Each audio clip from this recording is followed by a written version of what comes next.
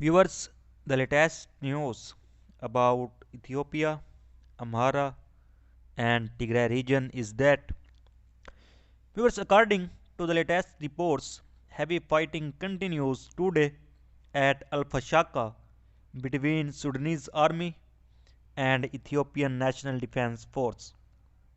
Fighting broke out this morning in the Shayabet area, and according to the Sudanese state media, today Sudanese army launched a major offensive where Sudanese forces said they had taken control of the area and adding that they would continue their offensive.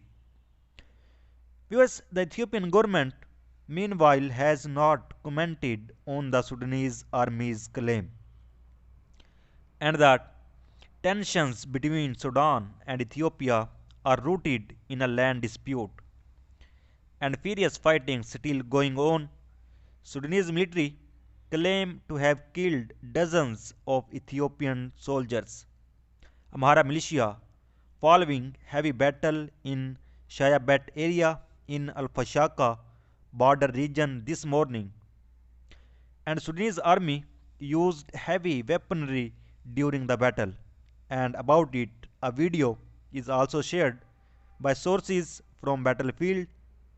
Sudanese army officials said they responded by firing rockets into Ethiopian territory in the early hours of Tuesday. And while Ethiopia denied that it launched an attack on the border, it blamed the dispute on Tigray Defense Force from the Tigray region. And the Sudanese military's official statement said that its forces advanced towards Sakia east of Barkat Norin to clear the area of some pockets of threats and ambushes of the Ethiopian forces in order to secure the harvest season from any sudden attacks. On Sunday, the Sudanese army announced in a statement that six of its members had been killed and more than 30 wounded in an attack in the fertile agricultural area of Al Fashaka that it attributed to armed groups and militias linked to the Ethiopian army. And now a video from battlefield also received from Ethiopia Sudan border. First you watch the video, then we talk further.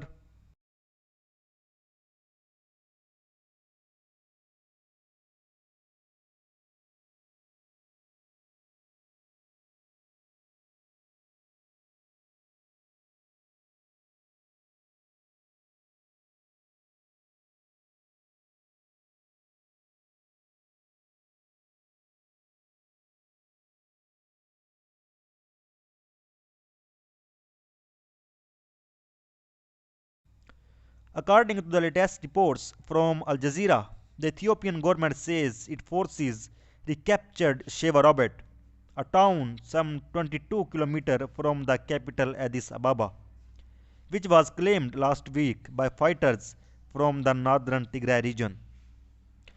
US government spokesman Legese Tulu said that Sheva Robert was among several small towns retaken by Ethiopia's army and regional forces loyal to Prime Minister Abiy Ahmed, who last week announced he would head to the battlefield to lead a counter-offensive after the Tigrayan fighters threatened to march on the capital Addis Ababa.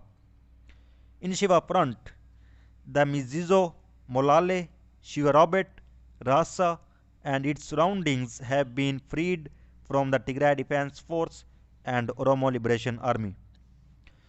US Legise said in a comments broadcast on state media, referring to the Tigray People's Liberation Front, which has been locked in a war with a base government for more than a year. The brutal conflict took a sharp turn about a month ago when Tigray Defense Forces claimed to capture the strategic town of Dessie and Kambolcha, located on a key highway to Addis Ababa. US Legacy said the government would in a short period of time retake Dessie and Lalibela, even as fighting reportedly rages on at least three fronts. But so far, there was no immediate comment by the Tigray Defense Force about it.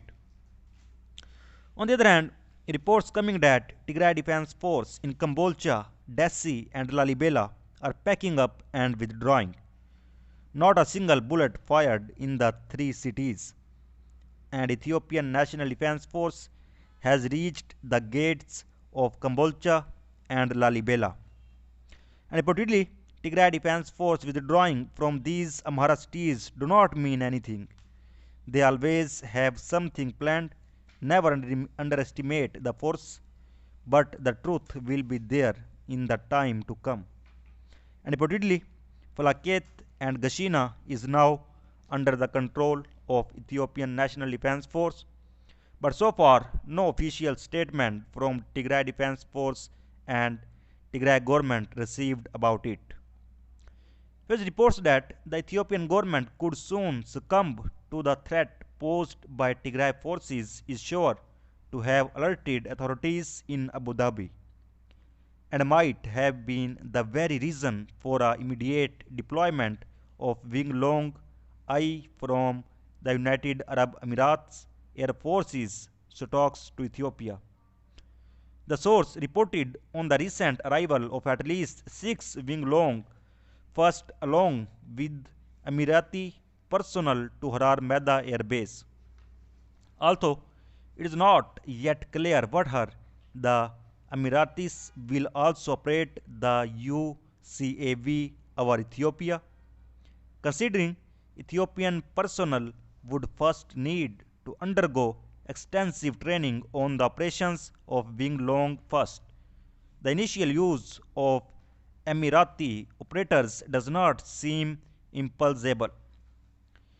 The source worked for Degen Aviation Engineering Industry at Harar Meda Air Base and had previously correctly informed the authors on the arrival of 3 Long first purchased by Ethiopia from China. And the UAE already delivered a large VTOL type of UCAV armed with 2 heavy mortar rounds to the Ethiopian military in the summer of 2021. But the deployment of 6 of its Wing Long first is nonetheless a huge increase in its support. The United Arab Emirates is an active user of both Wing Long first and Wing Long second UCAVs, deploying them in combat over Yemen and Libya, where it lost at least 12 examples to crashes, Houthi surface-to-air missiles, and Turkish air defense system. In January 2020, an Emirati Wing Long first carried out a lethal drone strike that killed 26 unarmed cadets at a military academy in Tripoli. And also in 2020, Amnesty International urged the United States to stop drone sales to UAE over the use of armed drones by the UAE to target civilians' homes and health facilities, including field hospitals and ambulances. And the deployment of Emirati UCAV to Ethiopia is a substantial increase in quality and caliber of the United Arab Emirates support to the embattled regime of Prime Minister Abiy Ahmed and could signal that the UAE is willing to guarantee to survival of the current government even at exorbitant political and financial cost. Since August 2021, more than 100 cargo flights from the United Arab Emirates to Ethiopia have been identified, most carrying various types of armaments on board, at some point evidently including these drones. Tigray forces might be forced to take note if the UAE's deployment is it resemble anything of the determination and extensive involvement of its past interventions in Yemen and Libya. So viewers, so far the latest update. For more latest update, please subscribe channel. Thanks for watching.